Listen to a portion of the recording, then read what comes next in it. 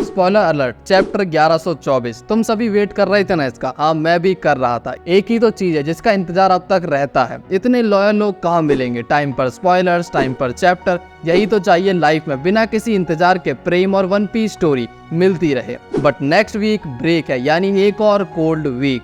खैर, सह लेंगे। आर्टिस्ट आदमी को भी तो अपना बच्चा खिलाना और बनाना होता है। तो स्पॉयलर से पहले चैनल को सब्सक्राइब और वीडियो को लाइक करना ना भूलें। अब आते हैं चैप्टर के स्पॉयलर्स पे। चैप्टर का टाइटल है बेस्ट फ्रेंड। इसके कवर पेज पर हम यामाटो की स्टोरी को ही वापस से देखते हैं, जहाँ पर लास्ट टाइम वो ओडन खा रही थी, तो इस बार वो एक महिला को बचा रही है, आई मीन बचा रही है। जैसे कि हमें मोर्गन चाचा से उम्मीद थी, उन्हें सभी का हिसाब है, किसको किसने पेला, किड ने क्या झेला, लॉ को लेकर उसका भागा चेला।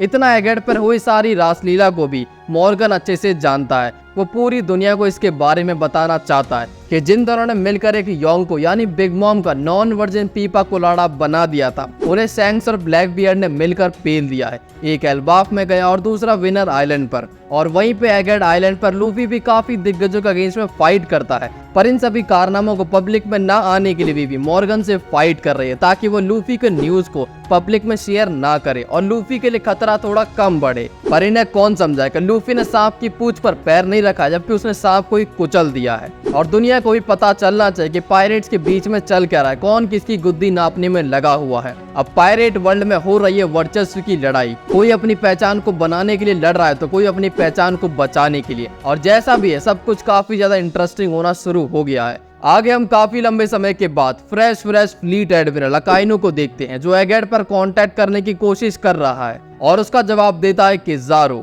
जो काफी चैप्टर से गहरी नींद में चला गया था। और ऐसी कुटाई तो हमने वन पीस में देखी ही नहीं है कि बंदा सेम जगह पर होकर भी लोप हो गया था। आखिरकार किज़ारू बाहर आए हैं और अकाइनो से बात करता है। अकाइनो कहता है कि एगेड पर जो कुछ भी हुआ है, उसके फेलियर्स के पीछे तुम्हारी नाकामयाबी ही है।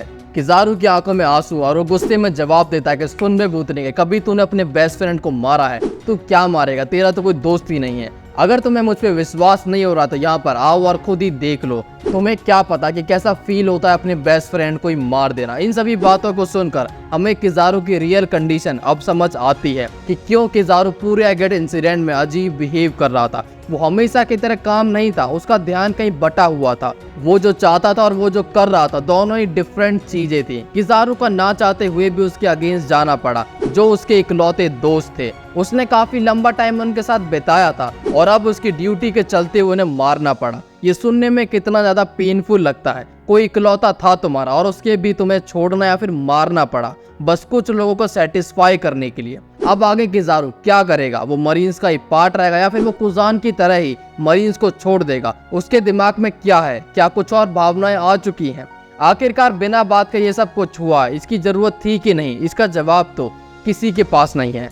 और रही बात अकाइनो की, तो उसकी सुनी कौन रहा है? वो पुराने मरीन्स को ऑर्डर दे नहीं सकता, क्योंकि वो सुनेंगे क्यों? नए वाले मरीन्स को छोड़कर भाग जा रहे हैं। बस कुछ चमचों के ऊपर उसकी सरकार चल रही है। इसके बाद सीन चेंज होता है और आगे हम स्ट्रॉ हैट्स को देखते हैं। लास्ट चैप्टर में सभी लोग काफी खुश थे एगेड के बारे में सोचकर कि हम एगेड से बाहर आ चुके हैं और एल्बाफ में जा रहे हैं फाइनली। बट इसमें अब वेगापंक की लाश को देखने के बाद सभी के दिमाग में एक चीज चल रही है कि वो लोग भले ही बच गए, बट वेगापंक को नहीं बचा पाए, जिसका उन्होंने प्रॉमिस किया था। उस आदमी को उन्होंने खो दिया जो इस दुनिया की नॉलेज के लिए काफी ज्यादा इम्पोर्टेंट था। पर तभी लिलिथ खड़ी होती है और कहती है कि तुम लोगों ने वेगापंक को बचा लिया और अपने प्रॉमिस को पूरा किया, क्योंकि लिलिथ भी खुद वेगापंक है। भले ही बाकी वेगापंक्स मारे गए, बट लिलिथ अभी भी जिंदा है, जिसके लिए एटलस ने खुद को सेक्रीफाइस किया। और लिलिथ के जिंदा होने से वेगापंक के सपने और नॉलेज दोनों इस वर्ल्ड में अभी भी है। लिलिथ कहती है कि मेरा जिंदा होना ही बताता है कि तुम लोग फेल नहीं हुए हो।